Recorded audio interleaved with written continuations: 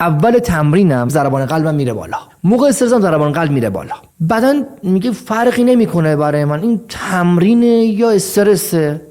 میاد شروع میکنه به شکستن منابع گلیکوژن تو کبد و عضله. توی تمرین وقتی ما ضربان میبریم بالا، این منابع آزاد میشه، میره برای کار تمرین، کار با وزنه من، تولید انرژی به درد اون میخوره.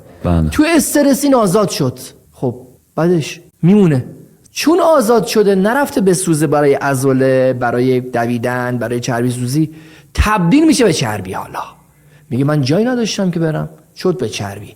استرس بعدی بیشتر، استرس بعدی بیشتر، این یه قسمت. دوم، زمانی که هورمون استرس میره بالا نمیذاره اینی که آزاد شده بره توی سلول، مقاومت پیدا میشه، میگن مقاومت به انسولین، هم آزاد شد توی سلولم نرفت، شد چربی، بیرون برای ما باقی